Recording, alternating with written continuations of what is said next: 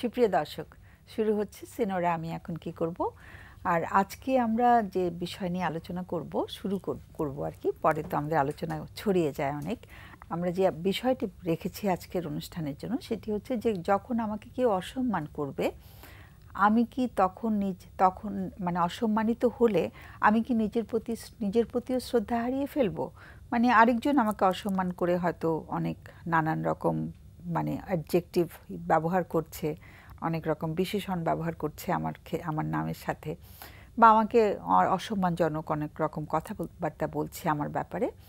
আমি কি সাথে সাথে বা আমার পরবর্তীতে আমার মনে হবে যে আমাকে আর অসম্মান করেছে, তাহলে তো আমি ভীষণভাবে ছোট হয়ে গেলাম। এরকম ভাবনা কি আমরা ভাববো কিনা নিজের ব্যাপারে? বিশেষ করে কাছের মানুষরা যখন করে, যখন দূরের মানুষরা এ ধরনের আচরণ করে আমাদের হয়তো এতটা এফেক্ট করে না, আমাদেরকে এটা ভাবায় না বা আমাদেরকে এত কষ্ট দিয়ে ফেলে না। কিন্তু কাছের মানুষের কাছ থেকে আমরা হয়তো একটু আরও ভালো আচরণ আশা করি। তো সেটা আজকে আমরা আলোচনা করতে চাইছি। কারণ অনেক সময় আমাদের কাছে যারা আসেন তারা বলেন যে তাদের দাম্পত্য সম্পর্কে বা তাদের হয়তো সন্তানরা তাদেরকে সম্মান করছেন না, কিংবা হয়তো তারা তাদের আত্মীয় স্বজন কিংবা তাদের হয়তো যার হাজবেন্ডের পরিবারের কেউ, তাদের কাছ থেকে তারা অসম্মানিত হচ্ছেন এবং ভীষণ ভীষণ ছোট লাগছে নিজেদেরকে বলে তারা অনেক সময় কান্নাকাটিও করেন। তো যাই হোক, আজকে আমরা বিষয়টি নিয়ে আলোচনা করতে চাইছি। পরিচয় করিয়ে দিচ্ছি স্টুডিওতে যারা আছেন তাদের সঙ্গে, এবং তারা অনেকবার আমাদের অনুষ্ঠানে এসছে। একজন হচ্ছে মাকসুদ মালিক, তোমাকে অনুষ্ঠানে স্বাগত। মাকসুদ হচ্ছে একজন কাউন্সিলর, এবং সালমা পারভিন, সালমা হচ্ছে ক্লিনিক্যাল সাইকোলজিস্ট। তো দুজনকে স্বাগত অনুষ্ঠানে। সালমা, তুমি অনেক দিন পরে আজকে এসছো, তোমাকে আমরা মিস করেছি। মাকসুদ মাঝখানে এসেছিল। তোমাকে দিয়ে শুরু করি। আচ্ছা, যেটা ম্যাডাম, যখন এই টপিকটা দেখছিলাম তখন আমি ভাবছিলাম যে কেউ যদি আসলে আমাকে অসম্মান করে আসলেই আমি শ্রদ্ধা হারাবো কিনা, এবং এটা আসলে উত্তরটা কি হবে। প্রথমে আমার মনে হয়েছে যে এটা আসলেই কখনোই শ্রদ্ধা হারানো উচিত না, বা এটার উত্তর না হবে। কারণ হচ্ছে কি, আমি যদি নিজেকে শ্রদ্ধা করি তাহলে কারো আচরণ বা কারো কোনো কথা কিন্তু আমাকে অসম্মানিত করতে পারে না, যদি আমি নিজেকে সম্মান করি, নিজেকে ভালোবাসি। আর আমার আসলে বুঝতে হবে যে সবাই আমাকে পছন্দ করবে এমন কথা না। কেউ কেউ আমাকে সমালোচনা করবে বা কেউ কেউ আমার দুর্বলতাটাকে হাইলাইট করবে, এটা আসলে তাদের দৃষ্টিভঙ্গির ব্যাপার। কারণ আমি যেরকম সবার মধ্যে পজিটিভ কিছু খুঁজে পাই না, হতে পারে উনিও আমার মধ্যে পজিটিভ কিছু খুঁজে পায়নি। তার অর্থ তো এই না যে আমার আর ভালো কোনো গুণ নেই বা ভালো কোনো দিক নেই। সো প্রথমে আমাদের বুঝতে হবে যে আসলে উনি যে বলছেন, উনি কি নিজের কোনো ইস্যু ওনার মধ্যে আছে কিনা, নিজের কোনো কষ্ট, বা অনেক সময় নিজের ইমোশন বা আবেগকে নিয়ন্ত্রণ না করেও কিন্তু অন্যের সাথে খারাপ ব্যবহার করে ফেলি বা অন্যের সাথে সমালোচনা করে ফেলি, বা নিজের না পাওয়া, নিজের অতৃপ্তি থেকেও কিন্তু আমরা অনেক সময় অন্যকে ছোট করি। সো তাহলে বুঝতে হবে যে এটা আসলে ওনার নিজেরই চিন্তা ভাবনা, নিজের আবেগের একটা প্রতিফলন, যেটা উনি আমার উপরে করছেন। সো সেই জন্য আসলে বুঝতে হবে যে এটা আসলে ওনার সমস্যা, ওনার দৃষ্টিভঙ্গির ব্যাপার, এবং ওনার দৃষ্টিভঙ্গি আলাদা, আমার দৃষ্টিভঙ্গি আলাদা। এই জায়গাটাও আমাদের ক্লিয়ার বুঝতে হবে। যেটা আমি রাইট মনে করছি হতেই পারে ওনার কাছে সেটা রং, বা সেটা একটু বাড়াবাড়িও মনে হতে পারে, এবং সেটা নিয়ে উনি কথা বলতে পারে। কারণ প্রত্যেকের কিন্তু মতামত দেওয়ার রাইট আছে, অধিকার আছে। সেই জায়গাটা যদি আমরা ভাবি তাহলে কিন্তু আমরা সহজেই এই বিষয়গুলোকে অ্যাকসেপ্ট করতে পারি, এবং খুব নেতিবাচকভাবে প্রভাবিত না হয়ে আমরা নিজের সম্মানটাকে কিন্তু আমরা ধরে রাখতে পারি। আমরা আবার আসবো মাকসুদ, তোমার কাছে একটু পরে আসি, একটু ফোন অপেক্ষা করে আছে, যেহেতু বিরতি হয়ে যায় তাড়াতাড়ি ফোনটা নিয়ে আসি। হ্যালো। হ্যাঁ, আসসালামু আলাইকুম। ওয়ালাইকুম সালাম। একটু জোরে শুনলে ভালো হতো। জি, আমি হচ্ছে ভাবনা। আর আমি আসলে থাইরয়েড আমার প্রবলেম, দ্যাটস হচ্ছে এই প্রবলেম থেকে আমি যে প্রবলেমগুলো ক্রিয়েট করতেছি সেটা হচ্ছে প্রবলেমগুলো ফেস করতেছি হচ্ছে মানে আমার অনেক বেশি ঘন ঘন মুড সুইং, আর কোনো কিছু ভালো লাগে না, মানে আমি কোনো ডিসিশন নিতে পারি না। এখন এরকম ফিল হয়, মানে এখন একটা চিন্তা করতেছি, আবার 5 মিনিট পরে আর একটা চিন্তা, এরকম মানে কোনটা দিয়ে কি করব না করব কখনো এক ডিসিশনে থাকতে পারি না। তারপরে একটু পর পর মানে হঠাৎ করে রেগে যাওয়া অনেক বেশি, আর কারো কোনো কথা শুনতে হঠাৎ হঠাৎ ভালো লাগে না, মাঝে মাঝে অনেক মন খারাপ থাকে, কেন মন খারাপ এগুলো নিজেও জানি না রিজন। এরকম আমার অনেক প্রবলেম গুলো হচ্ছে আর কি। আর রাতে ঘুম হয় না একদম। যদি আমি স্লিপিং পিল না খাই তাহলে আমার ঘুমই হয় না। ওকে, তোমার বয়সটা কত এখন? কি বয়স কত? আমার এজ হচ্ছে 30। 30। আচ্ছা আচ্ছা, তুমি কি ম্যারিড? না বিবাহিত? না। আচ্ছা, ওকে। কিছু করছো, কাজ করছো, কোনো জবে আছো, জি কোনো কাজে আছো, মানে বাইরে কোনো জব করছো? হ্যাঁ হ্যাঁ। আচ্ছা, আর বাড়িতে কে কে আছে? আমি একাই আছি। তুমি একাই থাকো? মানে জি। তোমার প্যারেন্টসটা কোথায়, বাবা মা ভাই বোন? আমার বাবা মা ভাই বোন, আমার বাবা নাই। আমার ফ্যামিলি থেকে আমি ডিট্যাচড? আচ্ছা, হ্যাঁ। কবে থেকে বলো তো? সরি, কবে থেকে ডিট্যাচ তুমি? হচ্ছে 2 মান্থ। আচ্ছা, একটু কি কারণ বলা যায় নাকি? এটা হচ্ছে অনেক মানে বড় একটা রিজন। এটা আসলে আমি বলতে চাচ্ছি না। না না, মানে তুমি বলতে না চাইলে ডেফিনেটলি এর মধ্যে কোনো ফোর্স করব না। সো তোমার পরিবারে আমার আসলে এই প্রবলেমটা হচ্ছে, আমি মানে এই প্রবলেমটা আমার অনেক বেশি হচ্ছে যে আমি কোনো দিকে হচ্ছে আছে না যে এমন একটা ডিসিশনে থাকা যায় বা একটা ডিসিশন নিব, এরকম কোন ডিসিশন নিতে পারি না। আমার একটা পর একটা মাথায় কাজ করে এরকম। এই যে প্রবলেমটা বলছো, এটা কতদিন আগে থেকে হচ্ছে তোমার? এটা আমার 3 মাস হচ্ছে। কতদিন? 3 মাস। এটা আমার 3 মাস ধরে বেশি হচ্ছে। আর আমার যে থাইরয়েডের মেডিসিন দিয়েছিল ডক্টর, ওটাও আমি খাচ্ছি না, কজ হচ্ছে আমার মনেই থাকে না, আমি অনেক ভুলে যাই। থাইরয়েডের মেডিসিনটা কবে দিয়েছে তোমাকে, কতদিন আগে? মেডিসিন দিয়েছে, আমার থাইরয়েড ধরা পড়তে হচ্ছে 2 ইয়ার হয়ে গেছে। 2 মাস, 2 বছর হয়ে গেছে। হ্যাঁ, কিন্তু তোমার পরিবার সম্পর্কে তুমি কি কোনো তথ্য দিতে চাচ্ছ না? তুমি কত নাম্বার সন্তান, তোমার ভাই বোন কে কে আছেন, এই তথ্য? আমার 3 ভাই 1 বোন, আমি একদম ছোট। তুমি সবার ছোট? আচ্ছা আচ্ছা। তোমার ইমিডিয়েট বড় ভাইটা তোমার থেকে কত বড়? বড় ভাইটা হচ্ছে 42 প্লাস হবে। তুমি অনেক ছোট, অনেক দিন পরে হয়েছো। হ্যাঁ হ্যাঁ। আচ্ছা, তো ভাইরা কি, মানে তোমার তো অনেক অনেক আদরের হবার কথা, 3 ভাইয়ের একটা বোন। হ্যাঁ, ভাইদের আদর পেয়েছো অনেক? আচ্ছা আচ্ছা। তো বাবা মা কি জীবিত আছেন? আমার বাবা নাই, আমি ক্লাস 8 এ থাকতে আমার বাবা। ও আচ্ছা, তুমি বলেছো বাবা নেই। হ্যাঁ, ওকে। সো তোমার যেটা অসুবিধা, যেটা বললে যে তুমি তোমার ঘুম হয় না, তোমার একই চিন্তা বারবার তোমাকে বিরক্ত করে, আর কি জানি বললে? হ্যাঁ, অনেক বেশি রেগে যাই, মানে তুমি রেগে যাচ্ছ। রেগে যাওয়া, তারপরে হচ্ছে মুড সুইং, তারপরে হচ্ছে মানে আমি এক ডিসিশনে থাকতে পারি না।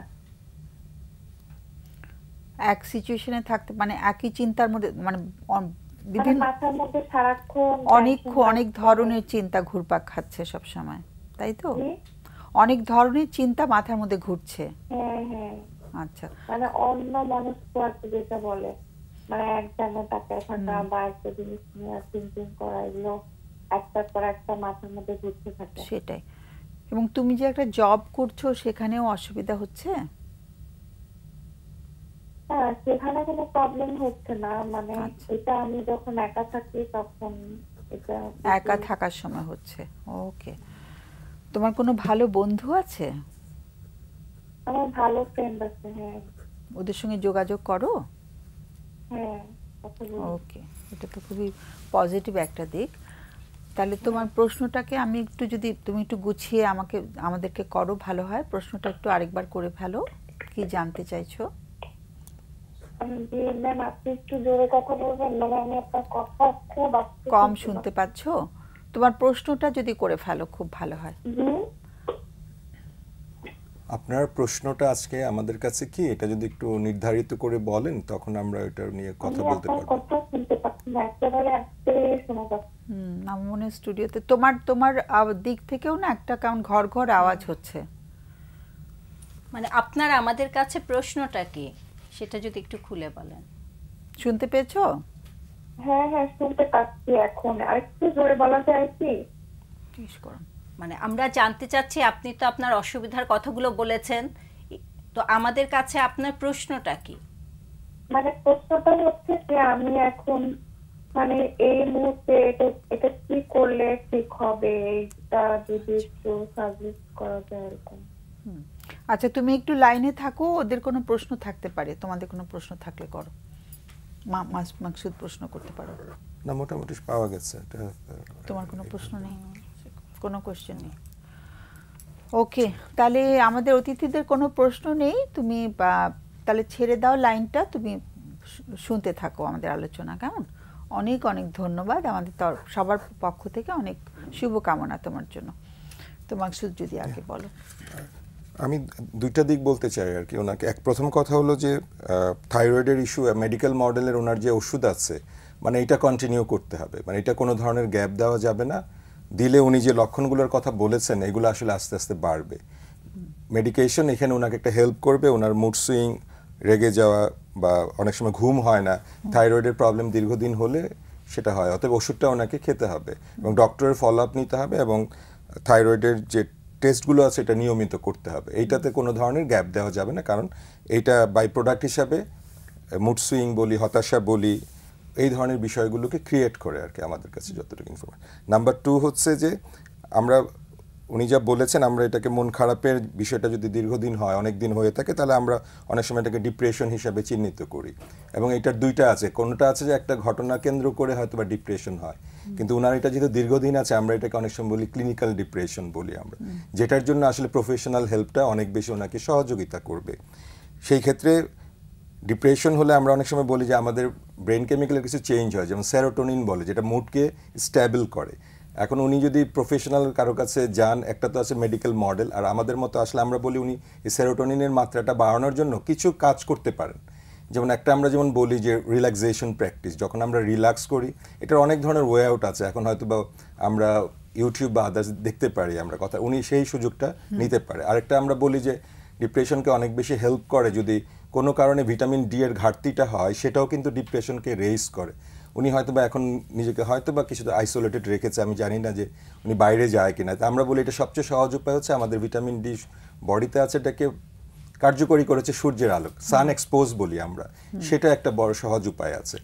একই সাথে আমরা বলি যেমন নেচারকে এক্সপোজ করা, মাইন্ডফুলনেস বলে আর কি। বিষয়টা হচ্ছে আমাদের 5টা ইন্দ্রিয় আছে, চোখ, কান, নাক, জিভ এবং আমরা স্পর্শ বলি। উনি 5-10 মিনিটের জন্য নেচারের কাছে যেতে পারে, সেখানে পাতার রং, ফুলের গন্ধ, অথবা দেখা, অথবা পাখির গান গাইছে সে শব্দটাকে শোনা আর কি। তো এই জিনিসগুলো আমাদের মেডিকেল মডেলের বাইরেও ন্যাচারালি আমাদের এই অবস্থা থেকে বের করতে সহযোগিতা করতে পারে। এছাড়াও যেমন আমরা বলি যে এর বাইরেও এক্সারসাইজ, যেমন একটু বডিকে মুভমেন্ট করা আর কি, সেটা কিন্তু আমাদের এন্ডোরফিন নামে একটা হ্যাপিনেসের হরমোন আছে, সেটাকে কিন্তু বের করে। তারপর উনি বলছেন আর বন্ধু বান্ধব আছেন, একটু সময় ব্যয় করা, সেখানে একটু আড্ডা দেওয়া, মজা করা, প্রশংসার আদান প্রদান করা, সেটা করলেও কিন্তু রিলেশনশিপে কিন্তু বন্ধু আছে উনি বলছেন, তাদের সাথে একটু আড্ডা দেওয়া, জাস্ট হাসি মুখে কথা বলা, তাহলে ওইখানে কিন্তু আমাদের অক্সিটোসিন নামে আরেকটা হ্যাপিনেসের হরমোন আছে। তাহলে মেডিকেল মডেলের যেমন একটা গুরুত্ব রয়েছে, ওষুধ তো ওনার জন্য এটা কম্পালসারি, কারণ ভয় পাওয়ার কিছু না। যদি নিয়মিত থাইরয়েডের চিকিৎসাটা যদি উনি নেয়, তাহলে ওনার মেডিকেল মডেলের জায়গাটা ঠিক থাকবে, আর ন্যাচারাল পাথের জায়গায় সে একটা বিষয়। আর এরপরেও যদি উনি মনে করছেন এটা যাচ্ছে না, যদি ক্লিনিক্যাল ইস্যু হয়ে থাকে, উনি যতটুকু তথ্য দিয়েছেন, তাহলে অবশ্যই একজন সাইকোলজিস্ট বা সাইকোথেরাপিস্টের ইনফরমেশন নিয়ে তার কাছেও যাওয়া। তো এই রেগুলার প্র্যাকটিস সাথে ওনার থাইরয়েডের মেডিসিনটাকে নেওয়া, এবং ওনার লাইফের এখন যে ক্রাইসিস, পরিবার থেকে বিচ্ছিন্ন আছে, তখন হয়তো বা উনি নিজে সেটেল ডাউন হলে ওইটাকেও সেটেল করার জন্য চেষ্টা করুন। কারণ উনি বলেছেন কিন্তু ওনার ভাইদের সাথে, আপনি প্রশ্নটা করেছিলেন যে হ্যাঁ খুব আদরের আছে, তখন উনি যে বিচ্ছেদটার যে কারণটা আছে সেটা বিশ্লেষণ করার একটা স্ট্যাবিলিটিতে আসবেন, সেটা করতে তখন মাইন্ডটা অ্যানালিসিস করতে পারবে আর কি। মানে আমরা বলি গ্রাউন্ডেড হবেন উনি, তখন কিন্তু ওনার ওই ফোকাসটা হবে। এখন ফলে যেহেতু এই ডিপ্রেসিভ মুডটা রয়েছে, প্রপার হইতে চিন্তা করা, দীর্ঘমেয়াদে চিন্তা করতে পারছেন না, এবং অন্য অবসেসিভ থটগুলো ওনাকে সারাক্ষণ প্রভোগ করছে আর কি। তো এইভাবে বিষয়টাকে উনি দেখতে পারেন আর কি। Thank you. খুব সুন্দর সবগুলো এরিয়া কভার করেছে। বলো। না, আমিও মাকসুদ ভাইয়ের সাথে একমত, কারণ উনি যেহেতু থাইরয়েডের কথা বলেছেন, থাইরয়েড যাদের থাকে তাদের অনেক সময় এই সিমটমগুলো থাকে, যেগুলো অনেকটা এনজাইটি এবং ডিপ্রেশনের সিমটমের সাথে সিমিলার থাকে। এটা হাইপোথাইরয়েডিজম, এবং উনি বলছেন যে উনি মেডিকেশন বন্ধ রেখেছেন। হাইপো তো, তাই না? হ্যাঁ, তো মেডিকেশন যেহেতু বন্ধ রেখেছেন, সো এইটা আসলে বোঝার ব্যাপার যে মেডিকেশন বন্ধের পর থেকে সিমটমগুলো শুরু হয়েছে কিনা। একটু এই প্রশ্নটা আমরা অবশ্য করা হয়নি, যে ও কেন বন্ধ করলো। তাহলে মাকসুদ ভাই যেটা বলেছেন যে মেডিকেশন আবার স্টার্ট করলে হয়তো সিমটম কিছুটা মিনিমাইজ হবে। পাশাপাশি ওনার সেলফ কেয়ারটা আসলে দরকার, কারণ উনি একদমই বিচ্ছিন্ন আছেন, ফ্যামিলি থেকে আলাদা আছেন, ওনার মধ্যে অনেক লোনলিনেস আছে, এমটিনেস আছে।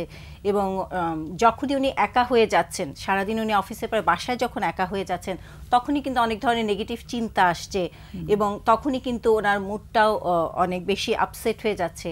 তো সেই জন্য আসলে সেলফ কেয়ারের অনেকগুলো ওয়ে বলেছেন মাকসুদ ভাই। এগুলোর পাশাপাশি উনি যদি নিজের আনন্দের কিছু কাজ করেন, হ্যাঁ, উনি তো সারাদিন কিছু গদ বাঁধা কাজ করছেন, কিন্তু একদম নিজের ভালো লাগার জন্য, নিজের পছন্দের কোনো হবি বা নিজের ভালো লাগার কোনো কাজ যদি করেন, সেটাও কিন্তু ওনার মুডটাকে ভালো রাখতে হেল্প করবে।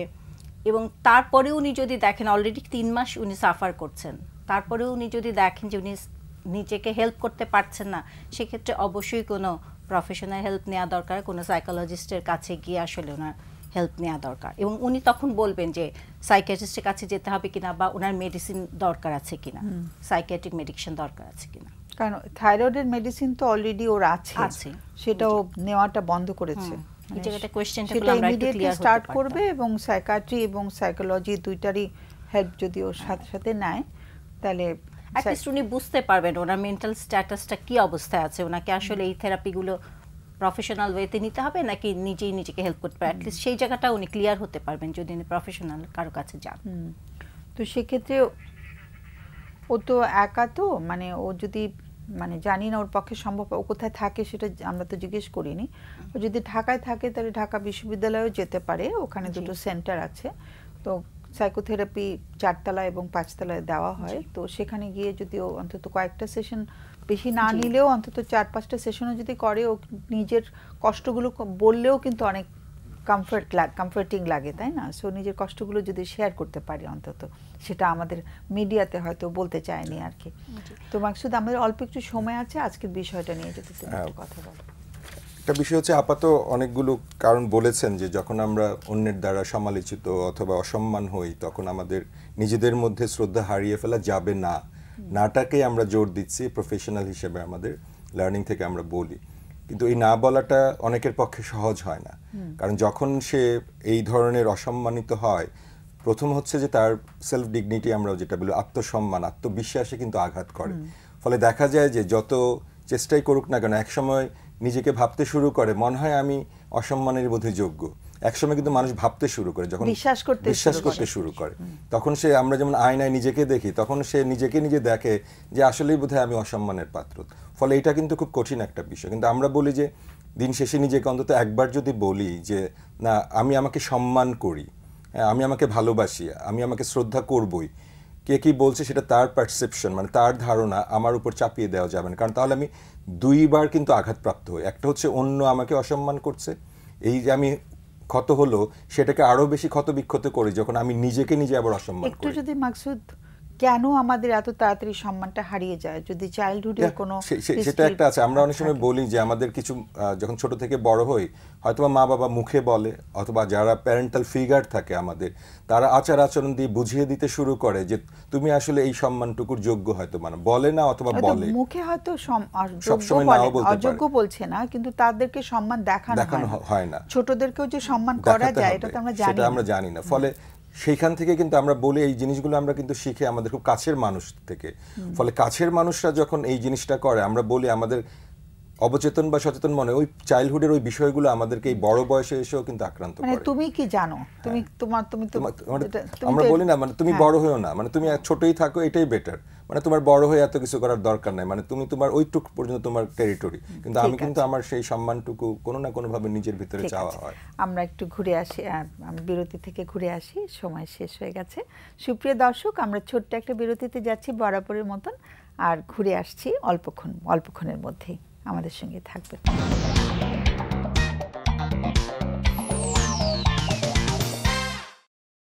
সুপ্রিয় দর্শক, আমরা ফিরে এলাম বিরতির পর। আর আমরা আজকে যে বিষয় নিয়ে কথা শুরু করেছিলাম সেটা হচ্ছে যে কেউ যদি আমাকে অসম্মান করে তাহলে কি আমি নিজেও নিজের প্রতি শ্রদ্ধা হারিয়ে ফেলবো কিনা। আর আমাদের বিরতির আগে একজন দর্শক বন্ধু কল করেছিল, ওর ফোনটা আমরা নিয়েছি এবং আমার মনে হয় মোটামুটি আমরা আলোচনা করতে পেরেছি। ওর যে ইস্যুটা আমাদেরকে বলেছে সেটা নিয়ে আমাদের অতিথিরা আলোচনা করতে পেরেছে, মানে মোটামুটি আলোচনা করেছে। আমরা যেহেতু এই মুহূর্তে আমাদের হাতে কোনো ফোন নেই, আমরা আজকের টপিক নিয়ে যদি আরেকটু তোমরা এলাবোরেট কিছু বলতে চাও। ফোন আছে, সরি, ফোনটা নিয়ে আসি তাহলে। হ্যালো। হ্যালো, আসসালামু আলাইকুম। ওয়ালাইকুম সালাম। হ্যাঁ, শুনছি। আমি আফসান বলতেছিলাম, আমি নারায়ণগঞ্জে থাকি। হ্যাঁ, বলো। আমার একটু মানসিক সমস্যা চলতেছে কয়েকটা দিন ধরে। আচ্ছা আচ্ছা, সেই বিষয়ে একটু কথা বলতে চাচ্ছিলাম। Sure, please. আমার মানসিক সমস্যাটা হচ্ছে, আমার একটা গার্লফ্রেন্ড আছে, আমাদের প্রায় 1.5 বছরের সম্পর্ক। তো প্রথম খুব ভালোই চলতেছিল আমাদের। তারপর মানে সমস্যাটা হয়েছে এই বছর 2025-এর শুরু থেকে। আচ্ছা। ও মানে প্রায় সময় আমারে বলতো যে ওর একটা এক্স ছিল, ওর এক্স এখন অনেক ভালোবাসে, এসব কথা বলে, যেটাতে আমি অনেক কষ্ট পাই। সরি, ওর একজন এক্স ছিল যে এক্স অনেক বেশি ভালোবাসে। হ্যাঁ, ওর এক্স ছিল, আর কিন্তু ওর এক্স মানে মারা গেছে।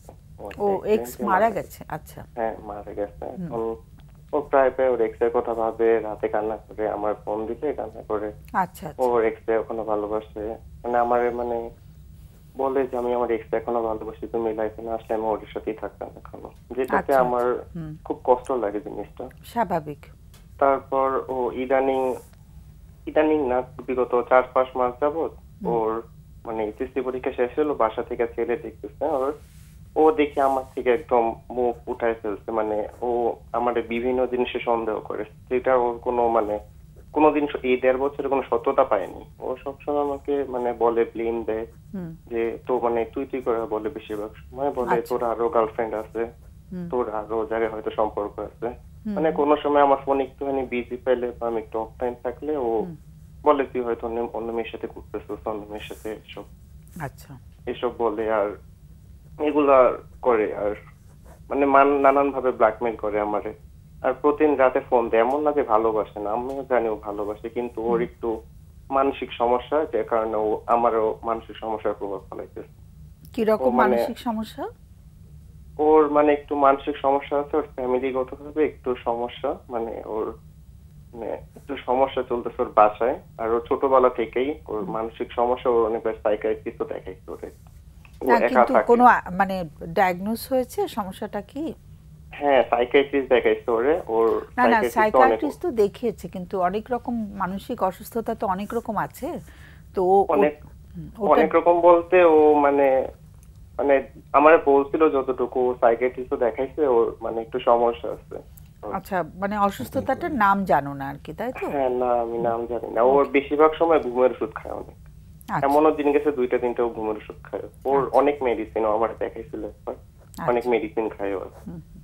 খুব দুর্বল হয়ে পড়ে, আর ও মানে অল্পতেই এইটা যায়, রাগ হয়।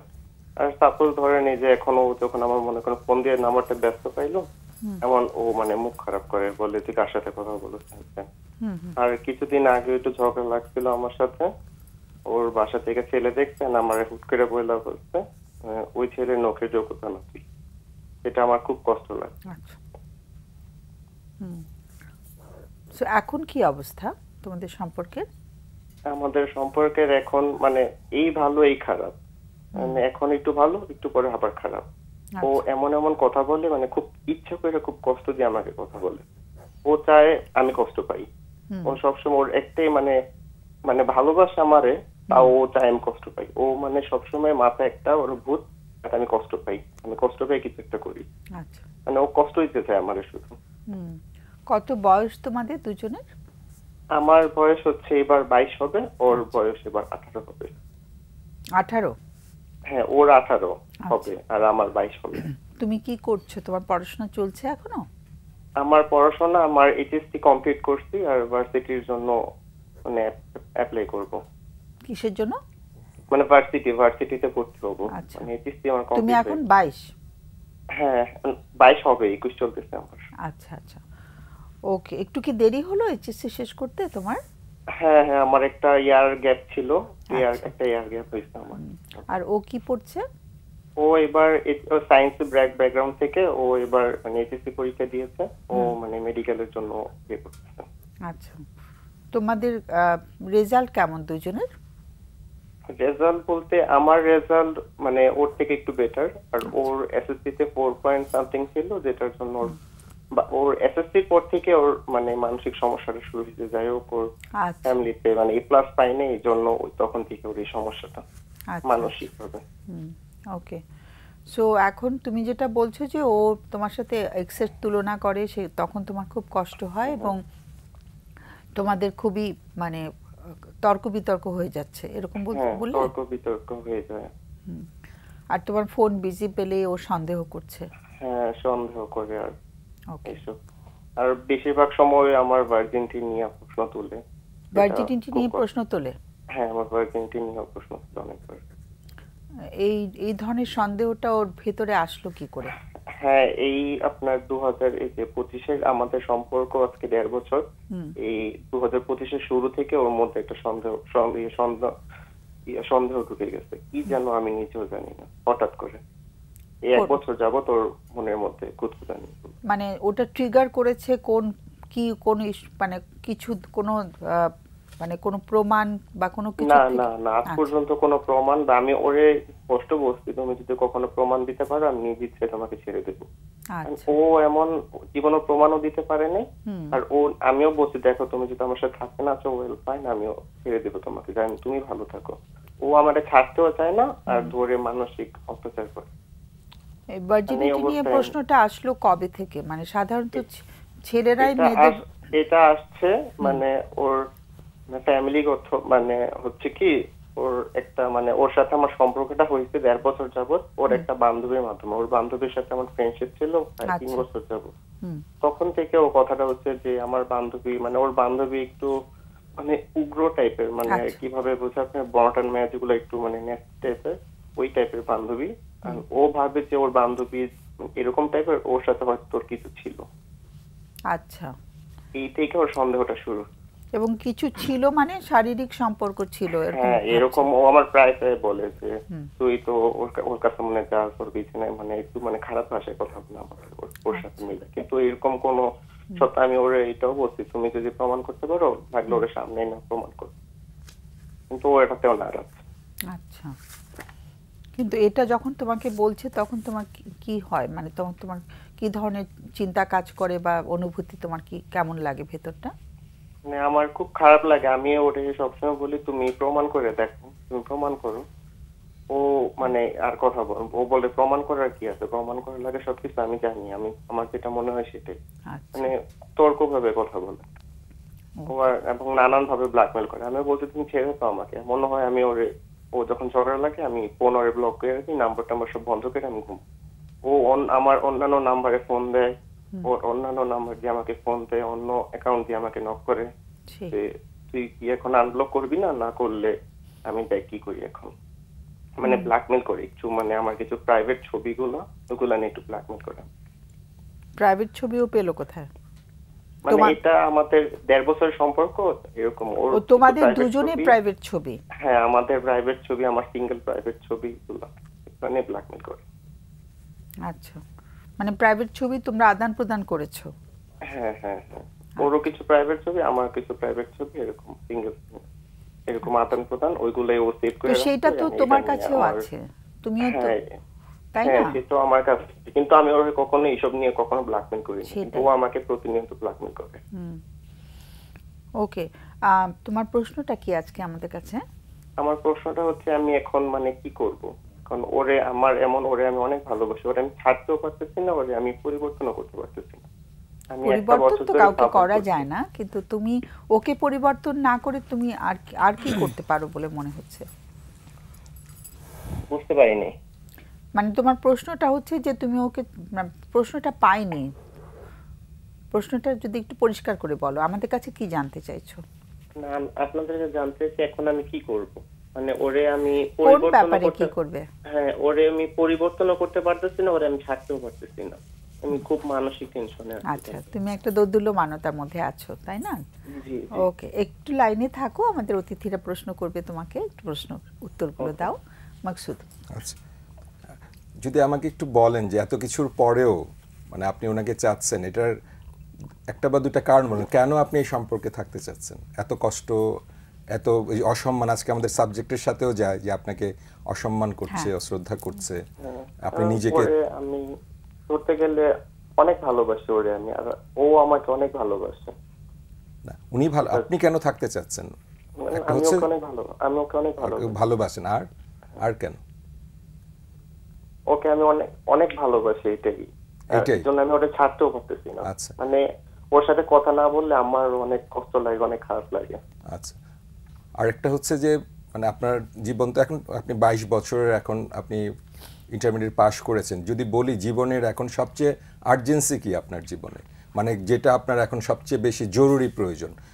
ভালোবাসা, প্রেম, এগুলো তো আমাদের জীবনে আছে, এটা কি একদম আর্জেন্সি, নাকি আরো কিছু আর্জেন্সি আছে আপনার জীবনে এই মুহূর্তে 22 বছরের একজন ইয়ং ম্যান?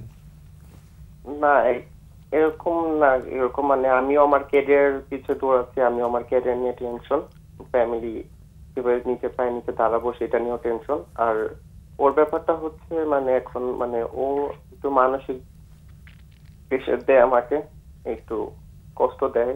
আর মানে এটা নিয়ে আমি আমার ফ্রেন্ডের কাছে শেয়ার করছি জিনিসটা, যে কি করব। এখন ওরা ফ্রেন্ডরা বলছে যে কষ্ট পাইলে ছাইড়া দেওয়া উচিত। এখন আমার কথা আমি ছাড়তে চাচ্ছি না ওরে, আর ও আমাকে ছাড়তে চায় না। এমনি আপনারা কয় ভাই বোন, আর ওনারা কয় ভাই বোন? ওরা হচ্ছে, ওর একটা ছোট ভাই আছে আর আমার বড় দুটো বোন আছে। আপনি সবার ছোট? হ্যাঁ, আমি সবার ছোট। আমি যতটুকু বুঝতে পেরেছি যে আপনি আসলে একটা দোটানার মধ্যে আছেন এবং একটা সিদ্ধান্ত দিতে পারছেন না যে এই রিলেশনে আপনি থাকবেন কি থাকবেন না, তাই তো? আমি কোনো সিদ্ধান্ত নিতে পারছি না। যদিও আপনার পরিস্থিতি শুনে অনেকে সাজেশন দিচ্ছে যে ছেড়ে দাও, কিন্তু সেটা আপনি আসলে ভাবতে পারছেন না। এখন দুইটা জিনিস, এক হচ্ছে কি যে আসলে এই সিদ্ধান্তটা আপনাকেই নিতে হবে, কেউ আপনাকে আসলে বলে দিতে পারবে না যে আপনার এটাই আপনার জন্য ভালো হবে। তবে আপনি যেটা করতে পারেন যে এই সম্পর্কে থাকলে আপনি আসলে কি কি সুবিধা হচ্ছে এবং কি কি অসুবিধা হচ্ছে সেটা আপনি চিন্তা করতে পারেন, এবং সম্পর্কটা থেকে বেরিয়ে আসলে আপনার কি কি সুবিধা হবে কি কি অসুবিধা আপনি এটা ভেবে দেখতে পারেন। পাশাপাশি আপনি বলছেন যে আপনার ওয়াইফের কিন্তু অনেকগুলো ইস্যু, মানে সরি আপনার গার্লফ্রেন্ডের কিন্তু অনেকগুলো ইস্যু আছে। এক হচ্ছে কি সে মানসিকভাবে একটু বিপর্যস্ত, আপনি বলছেন যে সাইকিয়াট্রিস্টের আন্ডারে আছে। দ্বিতীয়ত হচ্ছে গিয়ে তার একটা ট্রমার অভিজ্ঞতা আছে, সে তার এক্সকে কোশ্চেন আছে তোমার, আমরা এগুলো আলোচনা করতে পারবো। হারিয়েছে, প্রশ্ন আছে কিনা ওর কাছে? আচ্ছা, প্রশ্নটা হচ্ছে কি যে আপনি আপনার গার্লফ্রেন্ডকে কখনো বলেছেন কিনা যে সে যে ব্যবহারগুলো করছে আপনার সাথে তার কারণে আপনার মনের মধ্যে কি প্রতিক্রিয়া হচ্ছে বা আপনি কিরকম ফিল করছেন? আপনি বলেছেন যে আমি আমার বন্ধু বান্ধবদের বলেছি, কিন্তু ডিরেক্ট আপনি আপনার গার্লফ্রেন্ডকে বলেছেন কিনা? হ্যাঁ, আমি ওকেও বলেছি, ও ওইটা কোনো মানে পাত্তা দিচ্ছে না। আর আমার এই শোতে কল করার একটা উদ্দেশ্য, আমি জানি ওরে আমি এই শোটা হয়তো পরবর্তীতে দেখবে, কখনো দেখাবো, আমি আপনাদের কাছে একটা অনুরোধ, আপনারা ওরে একটু কিছু বলবেন। আমি জানি ও শোটা দেখবে, হয়তো এখনো দেখতেছে। ওরে আমি বলছিলাম যে আমি এমন একটা শোতে ফোন দিব, আমি আমার মানসিক কথাটা বলবো। পরে ও বলে যে তোর যা ইচ্ছা তুই তাই কর। মানে খুব খারাপ পাশে কথা বলতো আমার, হয়তো এখন দেখবে বা পরে দেখবে। আপনাদের কাছে অনুরোধ যে আপনারা ওরে কিছু একটু বলুন। তুমি কি আমাদের ঘাড়ে বন্দুকটা রাখতে চাইছো? না না না, সেটা না। আমি আমাদের ঘাড়ে বন্দুক রাখলে তো মুশকিল, তাই না? ও তো আমাদেরকে ফোন করেনি, আমরা ওকে উদ্দেশ্য করে এই প্রোগ্রাম থেকে আমরা কিছু বলতে পারবো না, কেমন? মানে ওর প্রতি অসম্মান করা হবে তাহলে, বুঝেছো?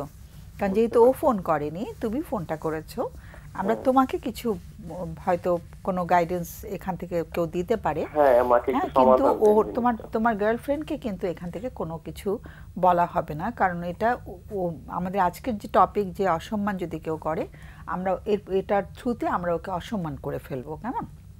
ঠিক আছে, মানে এটা আমরা কিন্তু একদম না, আশা করব না। অসম্মান না, আমি চাচ্ছি একটু সমাজ, মানে এর থেকে কি, না না, মানে তুমি মুক্তি জানি পেতে তুমি হবে। ভালো উদ্দেশ্য নিয়ে কথাটা বলছো, আমি কিন্তু ভালো উদ্দেশ্য নিয়ে কথা যে বলছি। মানুষটি আমাদের সাথে যোগাযোগে নেই তাকে উদ্দেশ্য করে আমরা এই ফোরাম থেকে কিছু বলবো, এটা ওর প্রতি আমাদের দিক থেকে অসম্মানজনক আচরণ হবে, কেমন? ঠিক আছে, এটা একটু জাস্ট মানে সবার সবার জন্যই বলছি কথাটা, যে যাকে আমি যার সঙ্গে আমার কোনো কথাই হলো না তাকে উদ্দেশ্য করে আমি এখান থেকে একটা মানে তার প্রতি একটা মানে একটা ধরেন একটা কি বলবো গাইডেন্স বা একটা নির্দেশনা হোয়াটএভার আমরা দিচ্ছি, এটা একেবারেই মানে যুক্তিযুক্ত হয় না, কেমন? আশা করি তুমি ভুল বুঝবে না আমাদেরকে। তো আমরা ঠিক আছে, তাহলে তোমার প্রশ্নটা প্রশ্নটা তো আমরা পেয়েছি না, আমরা আলোচনা করি, তুমি আমাদের আলোচনা শোনো, তুমি ফোনটা ছেড়ে দাও, কেমন? অনেক অনেক শুভকামনা আর ধন্যবাদ তোমার জন্য। ওকে জলি, আমি যেটা বলছিলাম যে একটু বোঝার চেষ্টা করা আসলে কেন উনি এতটা অবসেসড ওনার প্রতি, এবং কেন এত বেশি ওনাকে কন্ট্রোল করতে চান, ওনাকে সব নিয়ে এত বেশি ইনসিকিউরিটিতে ভোগেন। কারণ উনি নিজেই বলছেন যে সে কিন্তু মানসিকভাবে একটু বিপর্যস্ত আছে। সো তার মানে মানসিকভাবে একজন স্টেবল মানুষ যেভাবে আরেকজন মানুষের সাথে কমিউনিকেট করে, উনি হয়তো সেটা করতে পারছেন না ওনার মানসিক অসুস্থতার জন্য। একটুতেই ওনার মধ্যে ভয় আতঙ্ক চলে আসছে, বা একটুতেই উনি ইমোশনাল হয়ে যাচ্ছেন, ফোন করে রাত বিরাতে কান্নাকাটি করছেন, ঘুমাতে পারছেন না। সো ওই জায়গাটা একটু বোঝার চেষ্টা করা, আসলে ওনার কাছ থেকে স্বাভাবিক মানুষের মতো বা খুব আন্ডারস্ট্যান্ডিং একজন মানুষের মতো আচরণ আমরা আশা করতে পারি কিনা। আর দ্বিতীয়ত ওনার মধ্যে কিন্তু একটা হারানোর ভয় আছে, অলরেডি কিন্তু ওনার এক্সকে উনি হারিয়েছেন।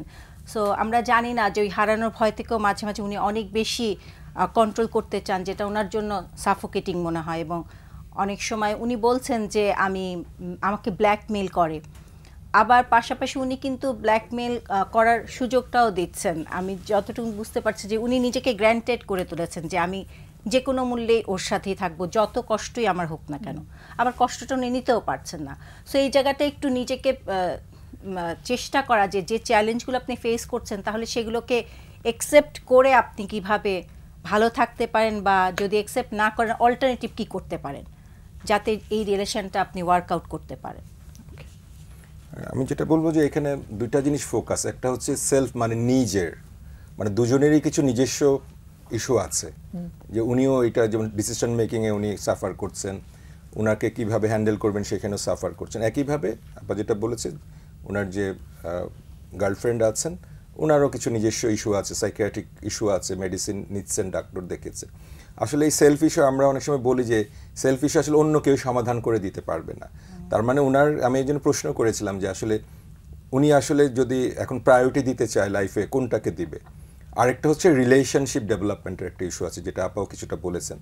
কারণ অনেক সময় আমরা বলি যে যখন আমাদের কাছেও কেউ আসে, আমরা পরিবারে হয়তো বা কাউকে খোঁজ করি যে ওনাকে কিভাবে সাপোর্ট দিতে পারে, আমরা অনেক সময় কো-থেরাপিস্ট শব্দটা ইউজ করি আর কি। তো উনিও কিন্তু এত পাজল না হয়ে সেলফকে যদি অনেক ডেভেলপ করতে পারেন, ওনার এই কনফিডেন্স অথবা ডিসিশন মেকিংয়ের ক্ষেত্রে যদি উনি আরও নিজেকে শার্প করতে পারেন, স্কিল করতে পারেন, তাহলে হয়তো বা ওনার এই ভালোবাসাটা যারা ভিতরে আছে ওনার জন্য সেটা একটা পজিটিভ পাওয়ার হিসেবে কাজ করতে পারে। তাহলে আমার ওপিনিয়ন থাকবে যে লাইফে ভালোবাসা থাকবে, তার এখন এমন একটা সময় উনি এইচএসসি দিয়েছেন, পরবর্তী কাজের জন্য বা তার ক্যারিয়ারের জন্য, পড়ালেখার জন্য, স্টাডির জন্য অনেক ফোকাস করতে হবে। তাহলে এই বিষয়গুলোকে ব্যালেন্স করারও কিন্তু অনেক ওয়ে আউট আছে, যেটা উনি পারছেন না বলে এই ধরনের একটা ভালনারেবল সিচুয়েশনে আছেন। তো একটা হলো যে আজকে উনি কথা বলেছেন, আমি অনেক থ্যাঙ্কস দেবো যে এরকম একটা সিচুয়েশন নিয়েও এই ধরনের একটা প্রোগ্রামে উনি অনেক কষ্ট নিয়ে, দুঃখ নিয়ে কথাগুলো কিন্তু বলেছেন। এটাও সাহসের ব্যাপার। ওনার মাত্র 22 ইয়ার্স, লাইফের এক্সপিরিয়েন্স থেকে অনেক কিন্তু এগুলো বলে না, গুটিয়ে রাখে। এটাকে আরেকটু এক্সটেন্ড করা যায়, আপনি বলেছেন যে ঢাকা ইউনিভার্সিটি বা কোথাও, যেখানে উনি গেলে ওনার ডিসিশন মেকিংটাকে অনেক বেশি ফোকাস করতে পারবেন, এবং ওনার সেলফের বা ক্ষত যেগুলো আছে এগুলাকে যদি করতে পারেন, তাহলে একজন সাইকিয়াট্রিক যিনি আছেন, যাকে উনি ভালোবেসেছেন, এটাও কিন্তু কম কথা না, জেনে বুঝে ওখানে আছেন, এখনও বলছেন আমি তাকে ভালোবাসে থাকবো। তাহলে বিজ্ঞান ভিত্তিক কিছু তথ্য পেলে ওনাকে হ্যান্ডেল করার, আমরা যেটাকে বলি, সবসময় আমরা পারবো না, কিন্তু উনি যেহেতু চেষ্টা করতে চায়, তাহলে ওনার এই আপনি যেটা বলছে ওনার যে নিজস্ব ক্ষত রয়েছে ওইটার একজন কো-থেরাপিস্ট হিসেবে কিছু ভূমিকা হয়তো বা রাখতে পারেন। আর এমন হয় অনেক সময় আছে, অনেকে এই ধরনের যাদের ট্রমা আছে ওরা অনেক সময় চ্যালেঞ্জ করে, দেখে যে কীভাবে, কিন্তু অন্যের জন্য যে কষ্টের একটা বিষয়, ওই উপলব্ধিটা হয়তো বা ওনার নাই, ফলে উনি এই কষ্টটা পাচ্ছে, উনিও কিন্তু আবার একটা কষ্ট পাচ্ছে। তো এই ধরনের থেরাপিউটিক প্রসেসের মধ্য দিয়ে উনি নিজেকে হিল করার প্রসেসে যুক্ত হলে এই ধরনের একজন মানুষকে আমাদের অনেক সময় বাবা মারা বলে ছেলে তো আসতে চায় না, ওকে কীভাবে হ্যান্ডেল করব। তো এইটা কিন্তু একটা ওয়ে আউট, যে আমি যেহেতু ভালো বেশি থাকতেই চাই, উনি বলছে সব কিছুর বিনিময়ে আমি তাকে রাখতে চাই, তাহলে এই জায়গাটা কিন্তু ওনার হেল্পটা নেওয়া যেতে পারে আর কি। ফলে উনি ওনার ডিসিশন মেকিং, সেলফ এস্টিম, দুঃখ কষ্ট বেদনাগুলোকে হ্যান্ডেল করার একটা বিজ্ঞানভিত্তিক ওয়ে আউট স্কিল হয়তো বা উনি ডেভেলপ করতে পারবে। এইটা হচ্ছে একটা বিষয়। আর হচ্ছে যে রিলেশনশিপেরও কিছু ডাইমেনশন আছে। উনি হয়তো বা এখন ওনার মতো করে যে কথাগুলো বলছে, আমরা অনেক সময় বলি আমাদের বডি ল্যাঙ্গুয়েজ অথবা আমাদের facial expression, tone of voice, এগুলো অনেক সময় আছে অন্যের কাছে মেসেজটা চলে যায়। কারণ উনি হয়তো রাগ খুব পুষে রাখতেছে, কিন্তু উনি ভাবতেছে আমি পুষে রাখছি, কিন্তু আমার কথা দিয়ে হয়তো তাকে কোনো না কোনো বিষয়ে একটা আমরা বলি যে ফ্ল্যাশব্যাক করে হয়তো বা ওনার কাছে, উনি হয়তো সেটা ম্যানেজ করতে পারেন। তো আমরা এই বিষয়গুলোও কিন্তু অনেক সময় থেরাপিউটিক প্রসেসের মধ্যে রিলেশনশিপের ইস্যুর ডেভেলপমেন্টের কিছু প্রসেস আমরা জানতে পারবো। ফলে ওনার এই জায়গাটা যদি একটু খোঁজ করে আসেন, দুইটা জায়গাতেই উনি হয়তো বা প্রপার একটা গাইডলাইন উনি পাবেন, আপনি যেটা বলছিলেন। কারণ যিনি আসেন না, ওনাকে নিয়েও তো আমরা আসলে কোনো কিছু বলতে পারবো না। সেটাই।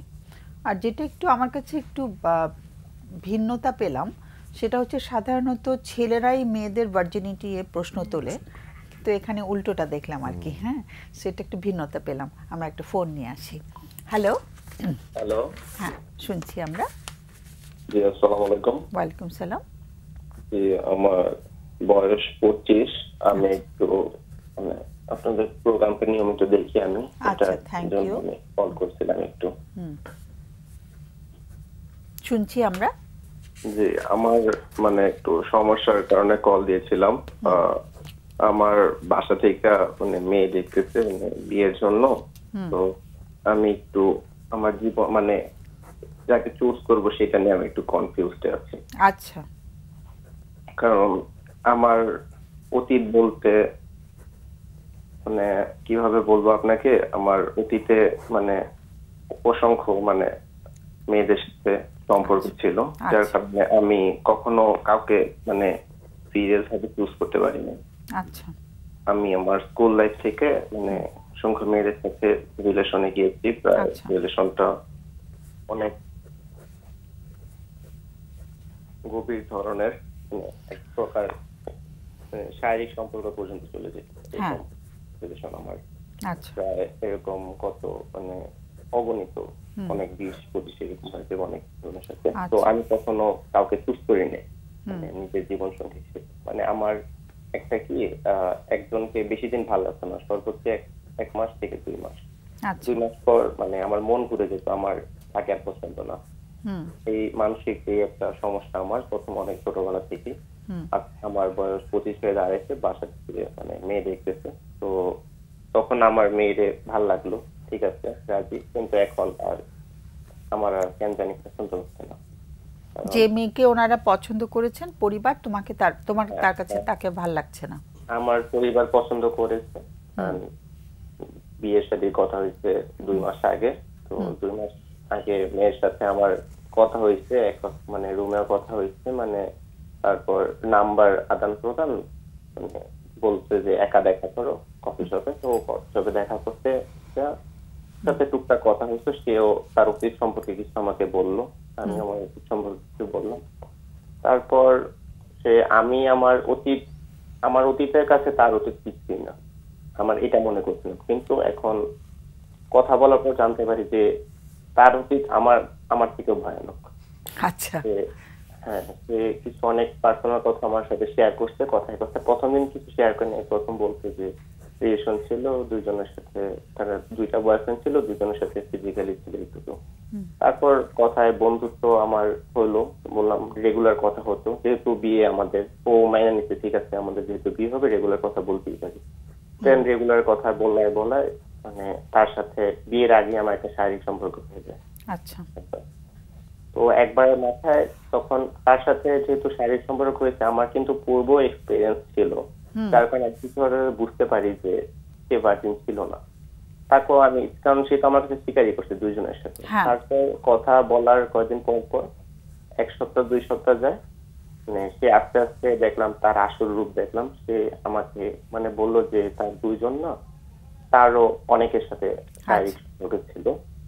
ও এমন ও বলতো যে আমি একজন প্রস্টিটিউট, ও ওই এমন ভাবে বলছে যে আমার ভার্সিটিতে পড়তাম, মানে যারা দেখতাম তারই ভালো লাগতো।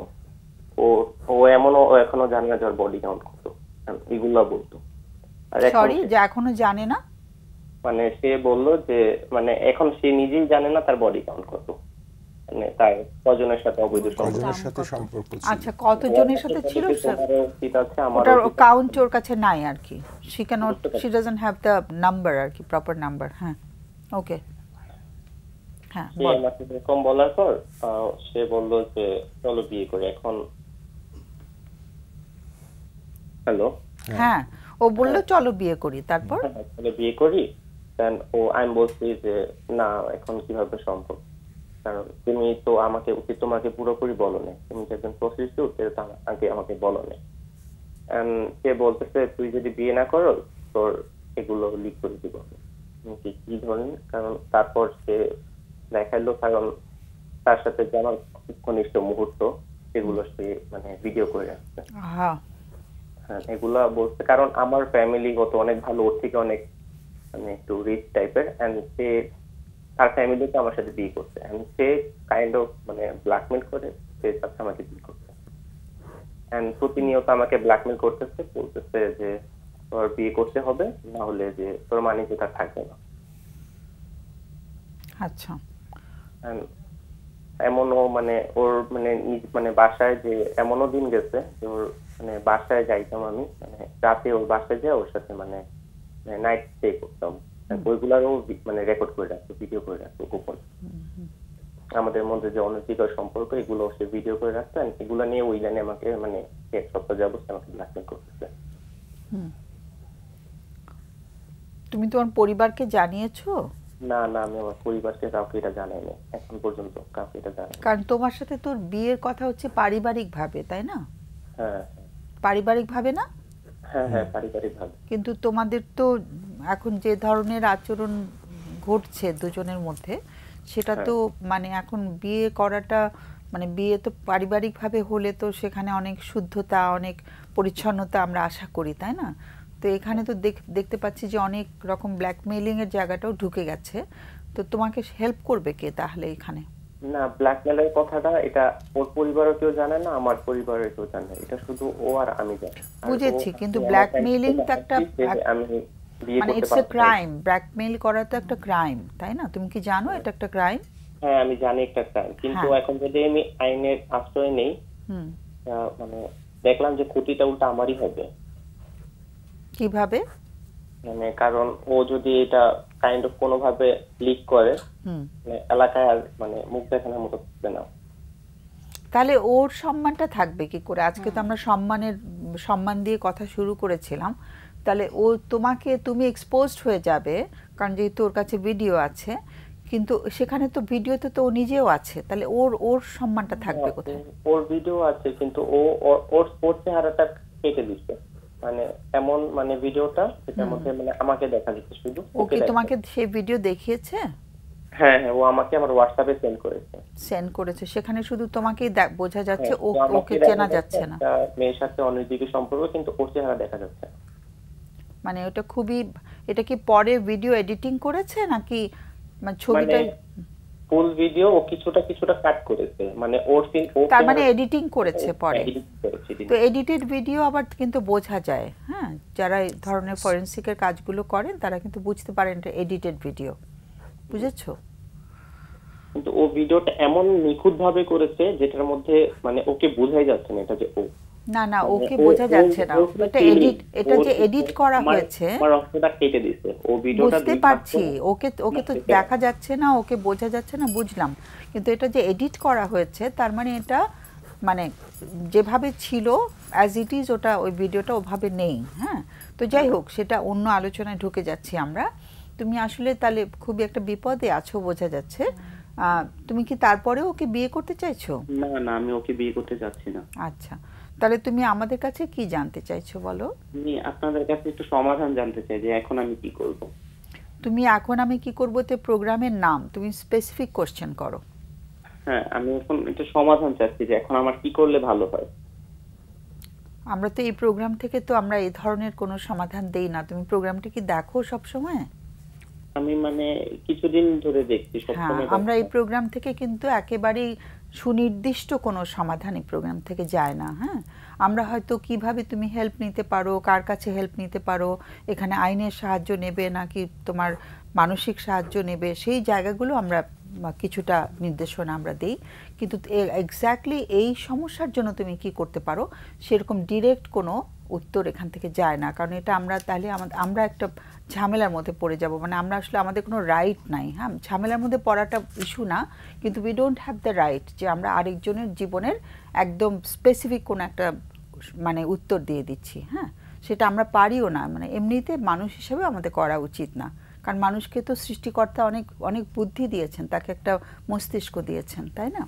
কাজে তোমার সমস্যাটা যেহেতু মানে তোমার জীবনে পরিক্রমায় ঘটে গেছে, এখানে কিন্তু তোমাকে অনেক বেশি তৎপর হতে হবে যে ওয়ে আউটগুলো বের করতে হবে তোমাকে। সো সেটা আসলে আমাদের তো অতিথিরা আছে, ওদের কাছে অনেক অনেক ওরা সুন্দর করে উত্তর দেয়। তুমি একটু লাইনে থাকো, একটু ওদের কাছ থেকে ওদের প্রশ্নগুলো শোনো। মাকসুদ, না এমনি 25 ইয়ার্সের আপনি বলেছেন এই মানে কি করছেন আপনি এখন, মানে পড়ালেখা অথবা জব বা কি করছেন? আমার মানে পড়াশোনা শেষ হয়ে গেছে, একটা স্বনামধন্য ইউনিভার্সিটি থেকে আমার বিবিএ কমপ্লিট করেছি। আমি একটা খুব বড় একটা চাকরি করছি, যেটা প্রতিষ্ঠানের নামটা উল্লেখ করতে না ঠিক আছে, এগুলো দরকার নেই। ওকে, তার মানে আপনি জব করছেন? হ্যাঁ, জব করছি আর ফ্যামিলি বিজনেস।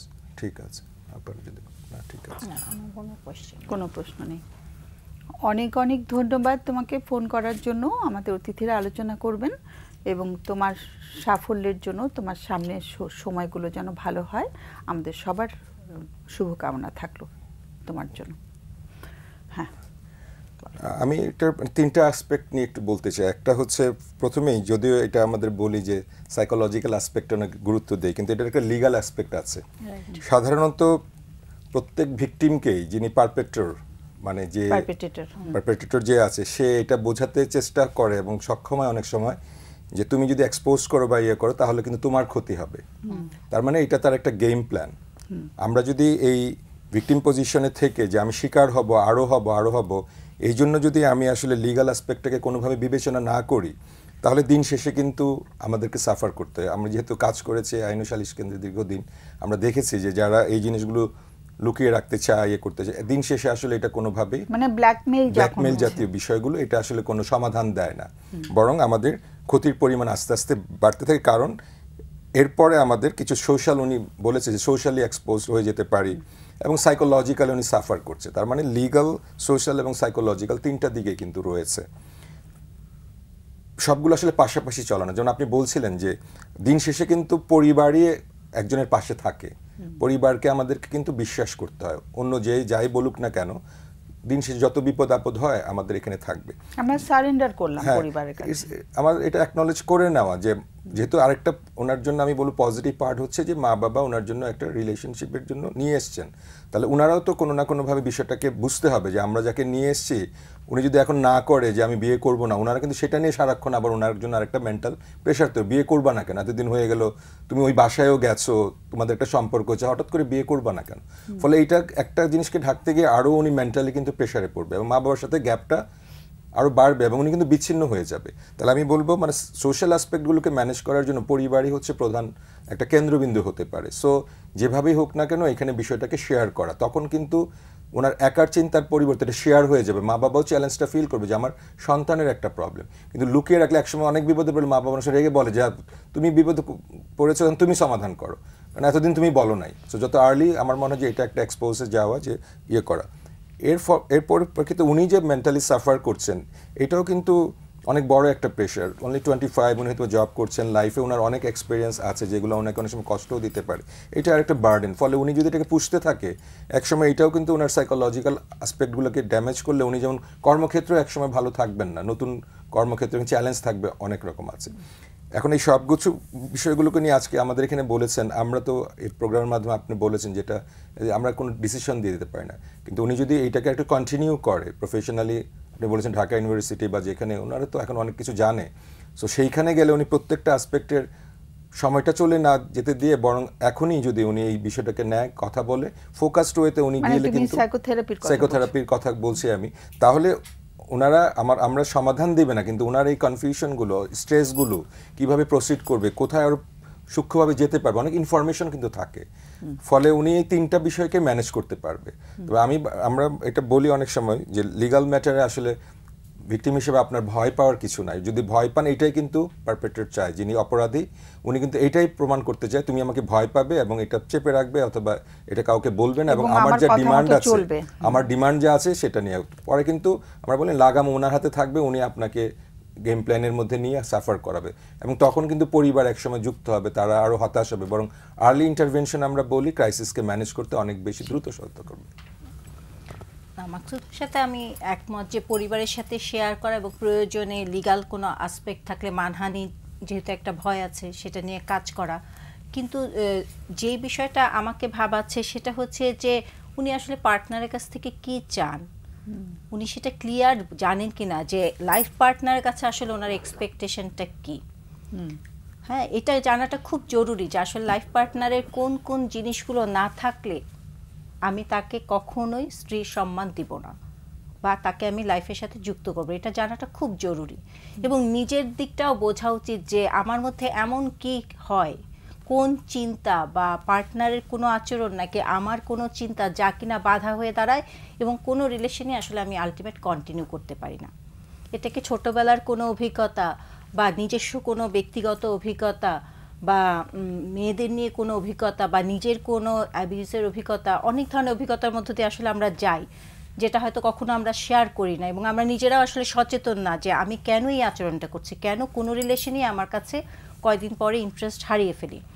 সো সেই ক্ষেত্রে বাবা মা যদি কোনো মেয়েকে আপনার চুজ করেও দেয়, আপনি যদি বিয়েও করেন, সেক্ষেত্রে কিন্তু রিলেশনটা দীর্ঘস্থায়ী করার দায়িত্বটা তো আপনার, সেখানে কিন্তু এটা বাধা হতে পারে। সো এই জায়গাটা নিয়ে কাজ করার জন্য হলো আপনার কিন্তু একজন প্রফেশনাল সাইকোলজিস্টের কাছে যাওয়া দরকার। ইনকাম করেও কিন্তু মানে সাইকোথেরাপি কোনো প্রফেশনাল হেল্প আপনার নেওয়া দরকার, সাইকোলজিস্টের কাছে কি এই মেকানিজমটা আপনার জানা দরকার যে কেন আপনি একটা রিলেশন এত উৎসাহ নিয়ে শুরু করেন এবং শেষ সময় গিয়ে এটা ফিজিক্যাল রিলেশন এন্ড আপ হয় এবং আপনি উৎসাহ হারিয়ে ফেলেন। একজন ট্রেইন সাইকোলজিস্টের কাছে, সাইকোথেরাপিস্টের কাছে যাওয়া উচিত। আমরা একটা ফোন নিয়ে আসি।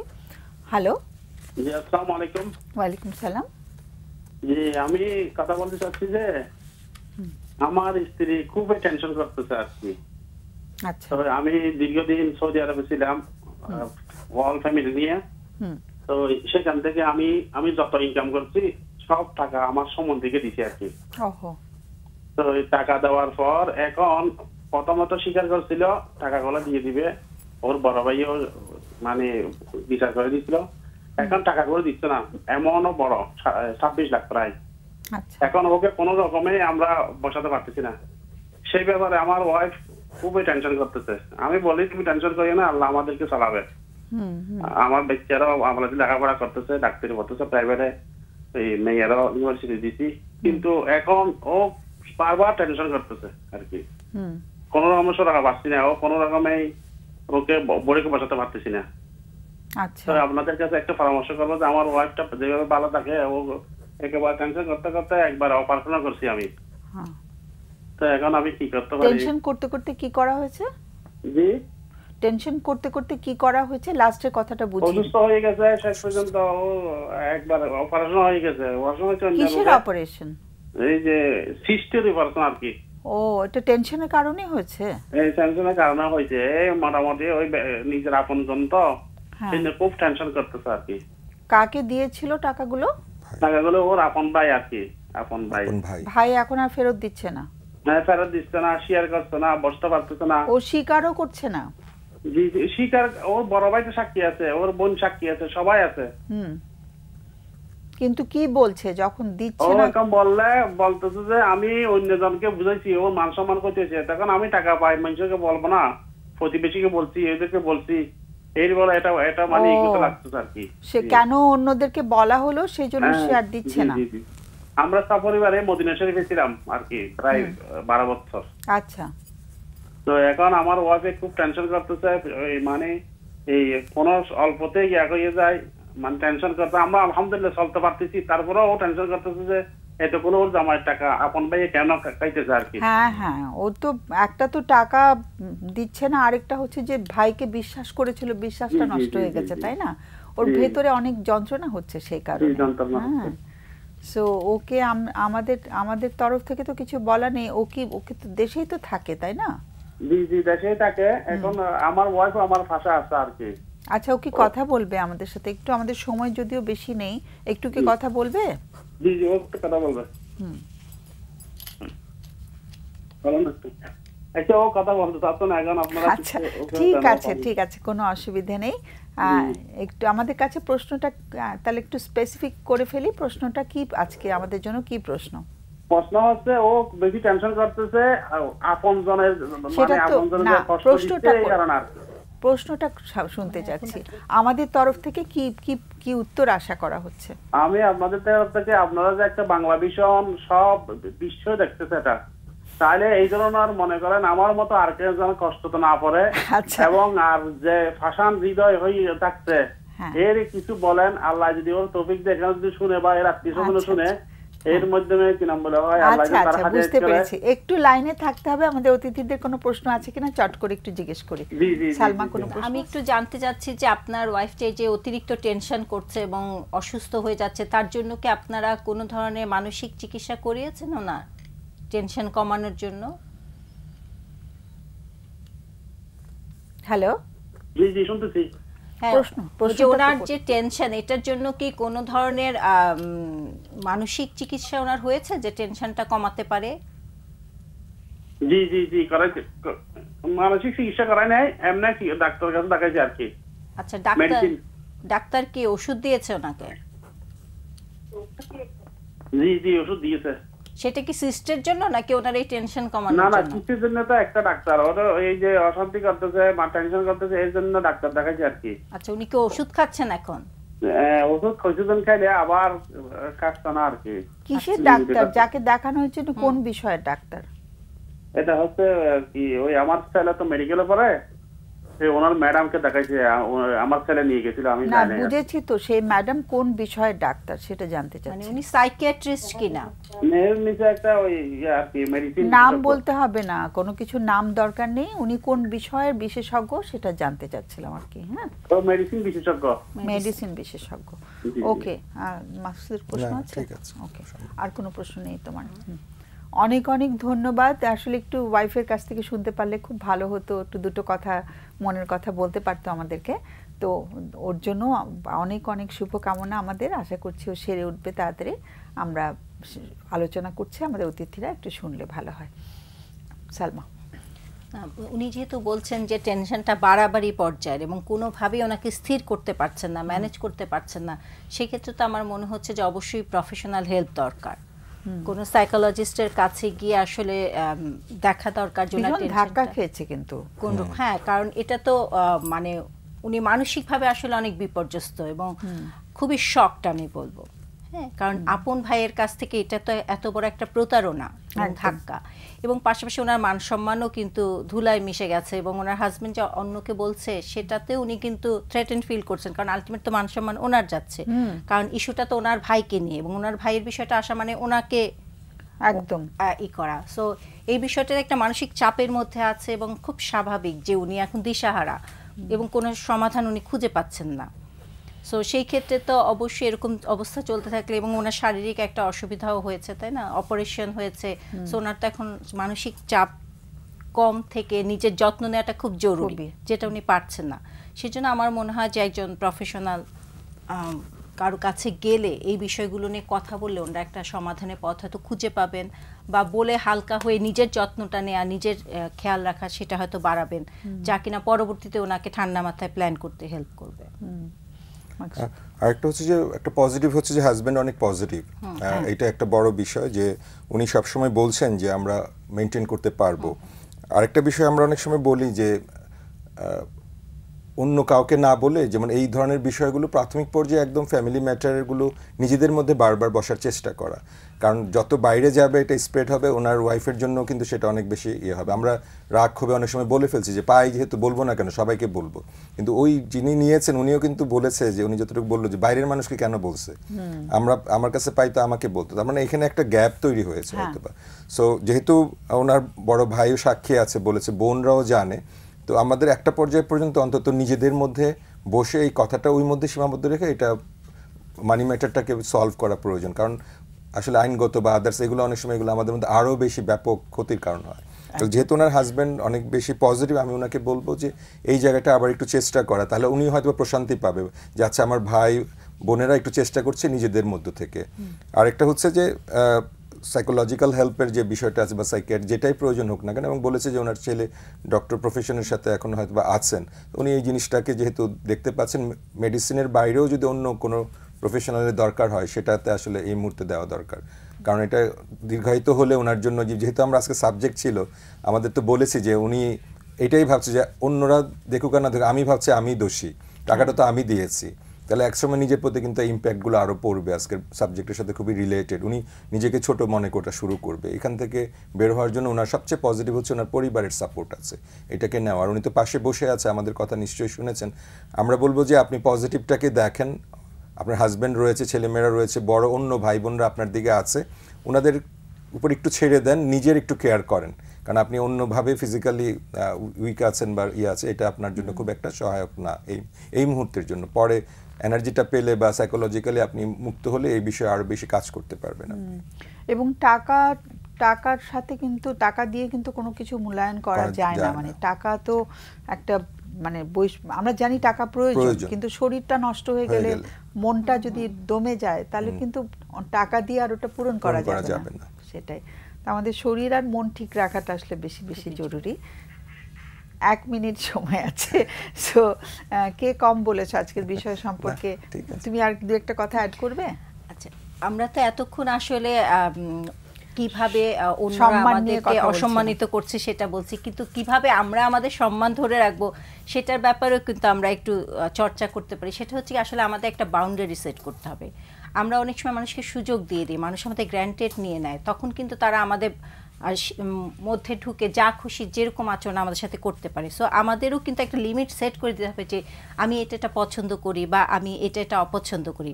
পাশাপাশি কেউ যদি অসম্মানিত করে, অনেক সময় আমরা চেপে রাখি, সেটা কিন্তু ক্লিয়ার তাকে বলা যে এই জিনিসটা আমি কষ্ট পেয়েছি। সবাই পারে না, অনেক সময় পারে না, কিন্তু আমরা একটু চেষ্টা করতে পারি, অ্যাটলিস্ট কিরকম লেগেছে সেটাও যদি আমরা চেষ্টা করে বলতে পারি।